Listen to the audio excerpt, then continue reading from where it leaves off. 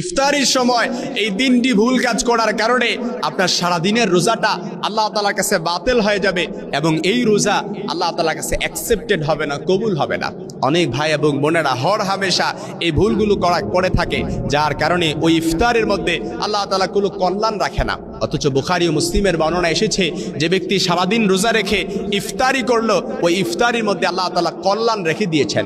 এবং একজন রোজাদার ইফতারির মাধ্যমে সে যখন তার রোজাটা পরিপূর্ণ করে, ওই ইফতারির আগ মুহূর্ত পর্যন্ত সে যা দোয়া করে আল্লাহ তাআলা তাই আল্লাহ তাআলা কবুল করে নেন। সুবহানাল্লাহ বিহামদি। এই জন্য মনে রাখবেন, ইফতারি করার সময় আমরা যদি এই তিনটি ভুল কাজ করে থাকি, তাহলে আপনি সারাদিন অভুক্ত থাকছেন ঠিক, আপনি একেবারে পিপাসার্ত অবস্থায় আপনি রোজাটা পরিপূর্ণ করলেন, এটাও সঠিক। আপনি সাহারি করলেন, সারাদিন অভুক্ত থেকে স্ত্রী থেকেও দূরে থেকেছেন, এটাও সঠিক। কিন্তু আপনার রোজাটা কবুল হবে না শুধুমাত্র ইফতারির মধ্যে এই তিনটি ভুল কাজ করার কারণে। এর সর্বপ্রথম হচ্ছে আল্লাহ তাআলা কোরআনুল কারীমে বলেছেন, ইন্নাল মুবাযযিরিনা কানু ইখওয়ানাশ শায়াতিন। আহা, শুনতে খারাপ লাগলো, বিলিভ দ্যাট, আপনাকে এটা বিশ্বাস করতে হবে। আমাদের একেবারে অনেক হরহামেশা অনেক ভাই এবং বোনেরা ইফতারির সময় এত একেবারে বাহারি রকমের আইটেম, এত কিছু আয়োজন করে যেগুলো একেবারে অপচয়ের শামিল হয়।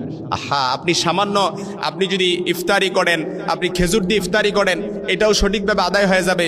আপনার সারাদিন অভুক্ত থেকেছেন, যেটা না হলেই নয়, যে খাবারটা গ্রহণ না করলেই নয়, আপনার শরীরটা দুর্বল হয়ে যাবে, আপনি ততটুকু গ্রহণ করেন। কিন্তু আপনি দেখা যায় বাহারি রকমের আইটেম সাজান, এগুলো ছবি করে তোলার জন্য, শো অফ করার জন্য এমনভাবে আইটেম আপনি সাজান যেটা আপনার রোজাটা এখলাসটা নষ্ট করে দেয়, এবং ওই ইফতারির মাধ্যমে আপনার রোজাটা পরিপূর্ণ যে হবে না, এটা বলাই বাহুল্য। কারণ কোরআনুল কারীমে আল্লাহ তাআলা বলেছেন, ইন্নাল মুবাযযিরিনা কানু ইখওয়ানা শায়াতিন। অপচয়কারীরা হচ্ছে শয়তানের ভাই। এজন্য আপনি একটু হাতে গুনে দেখেন, আপনার সামনে পেছনে ডানে বাই আপনি তাকায় দেখেন যে ইফতারির মুহূর্তে আপনি অপচয়টা করেন কিনা। যদি করে থাকেন তাহলে মনে রাখবেন, সারাদিন রোজা রেখেছেন অবশ্যই সঠিক, এটাও সঠিক, সব কিছু করেছেন এটাও সঠিক, কিন্তু এই রোজাটা আল্লাহ তাআলার কাছে কবুল হবে না। এই জন্য প্রিয় ভাই এবং বোনেরা, আমরা একেবারে আপনাদেরকে বিনয়ের সাথে বলতে যাই, যারা ইফতারির মুহূর্তে আমরা ইফতারি করব, অবশ্যই আমরা যেন কোনো অপচয় না করি, এটা আমরা যেন এই অপচয় থেকে দূরে থাকে। 2 নাম্বার যে ভুলটা করলে পরে আল্লাহ তাআলা রোজাটা অ্যাকসেপ্টেড করবে না, কবুল করবে না, সেটা হচ্ছে আপনার ইফতারের সময় যদি আপনার খাবারের মধ্যে হারাম কোনো কিছু থেকে থাকে। মনে রাখবেন, হারাম কোনো কিছু আপনি খাবারের মধ্যে ঢোকাই দিয়েছেন, হারাম কোনো কিছু ইফতারের মধ্যে ঢোকাই দিয়েছেন, তাহলে ওই আমলটা আল্লাহ তাআলার কাছে কবুল হয় না। কারণ আমল কবুল হওয়ার জন্য আকলুল হালাল, হালাল শর্ত।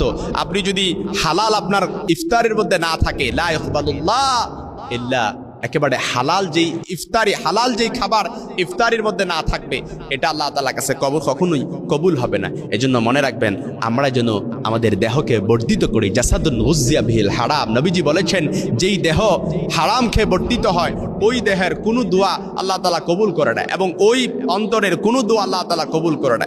এজন্য হারাম খেয়ে আপনি আপনার শরীরকে বর্ধিত করেছেন, কিয়ামত অবধি 2 হাত তুলে উত্তোলন করতে করতে উচ্চ আকাশ পর্যন্ত ছাড়িয়ে যেতে পারবেন, একেবারে কান্না করতে করতে চোখের পানি অন্ধ করে ফেলতে পারবেন।